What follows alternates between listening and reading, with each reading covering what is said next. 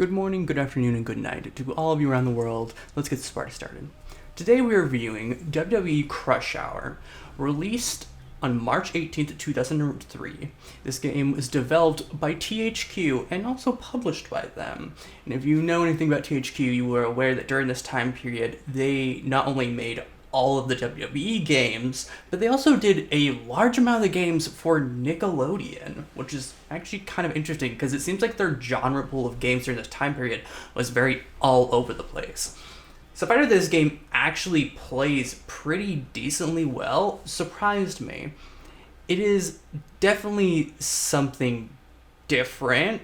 Obviously the mold, and people will try to compare this game to things from past generations like Twisted Metal, and in a sense it is a game like that style. It is a vehicle weapon combat game where you choose your WWE wrestler, you are in a cool muscle car or motorcycle or ATV or insert random vehicle here, and you drive around and you get weapons and armor and you shoot other racers and blow up their cars to score points or win matches. There's all kinds of different modes between not only the separate shows themselves, but like Raw and SmackDown, but also you have things like King of the Hill, Hell in a Cell, Royal Rumble, King of the Ring, lumberjack matches. It just goes all over the place, and it's a very nice, different texture to a game like this style. They give you game modes. It's very different. It's very entertaining. It's a lot of fun. You can sit down with your friends, sit down with yourself, and just big show. We have Booker T. We got Bubba Ray Dudley. We got Chris Jericho,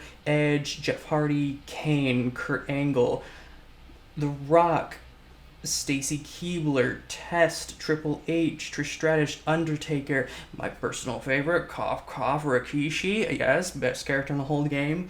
It's great. It's a lot of people from this time period that is a really nice mix-up. And obviously there's hidden characters done away with their story mode, which is a season mode. And every single character in this game, you can play through season mode and get unlocks, whether it's game modes or new characters are hidden behind that. It's a nice little change up to the formula. It gives you something to do. Sure, the game modes and playstyle are pretty linear. There's not like a whole lot there. It's nothing super crazy because, yeah, it's a vehicle combat game. You drive on your vehicle, you shoot people, you blow up their vehicles, you score points. There's a bunch of random weapons, but they all kind of just play the same in the sense that if you hit the person, they blow up. So there's not really much super innovative design when it comes to like the weapons. Sure, there's things like landmines that, like, if someone drives over, their car blows up, but all the gun-based weapons feel the same. Most of the time, they take out vehicles in 3, 4, 5 shots, and that's it. It's easy peasy, not much to it. One thing I do really enjoy about this game is that they put a really nice emphasis on just having announcers saying things and actually just kind of keeping the pace of the game mode going. It updates you constantly, whether other players are doing something, who picks up what items and weapons. It's very refreshing and good to have an experience like this where you don't feel like nothing's just happening on the screen, like there's actually content being said to you and people updating on things, and there's commentary. Sure, there's awkward moments where like you'll listen to the actual in-game characters talking, and well, it kind of sounds like they went and found Bob from accounting to voice The Rock, and yeah. The Rock says, "Just bring it, jabroni. Just bring it." It's kind of awkward. And I don't even know if they actually use the actual people for voice acting or something was up with the voice acting in this, but a ton of characters in this game sound very off from the actual people, but then other ones sound like spot on to the point that you're like, wait a minute, is that actually them? Or is it something that sounds really close to them? It's a weird mixture, and I don't know how I feel about it. All in all, the pros and cons, let's get this breakdown. Pros, the game's pretty straightforward. It's easygoing, it's easy to understand, you can play with your friends, you can play with family, you can play by yourself, you can do whatever you want. It's very straightforward, it's very linear. you're going to have a good time. Depending on how in-depth you go with this and how many characters you play for the season mode, you can unlock everything in this game in like a pretty decently okay amount of time. I would say maybe 5-6 hours you could technically unlock everything.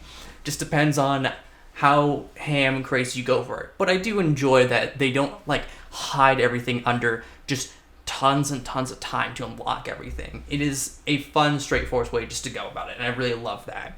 As for other pros, that's where it stops. At cons, it's very, very, very simple. Like, yeah, I gave it the pro that it's simple and easy to pick up, but there's also a con here that it's almost too simple. The gameplay gets kind of repetitive. Yeah, especially if you're playing by yourself, like, it's really repetitive, and it doesn't really matter what characters you play as. You just do the same things over and over again. Sure, it's definitely going to be a game where it's a lot more fun experience if you're playing with someone else, but if you're playing by yourself, there's not a whole lot here, and that's the sad part. Especially coming from like a developer like THQ, the fact that this game just feels like it has a weird lack of content is just off-putting and strange. Yeah, you can have a good time with it, but like there's just not much there, and that feels just odd. I don't know what really to say. It's just like they kind of tried, but really there wasn't a whole lot of crazy enough effort put into it. At the end of the day, I do have to reward it for its level of anyone can pick it up, anyone can have a good time. If you're playing with friends, you're going to enjoy yourself. But like if you're playing by yourself and just gonna sit there and just unlock everything, it's a pretty tiring experience. And all in all, I feel like I can only give this game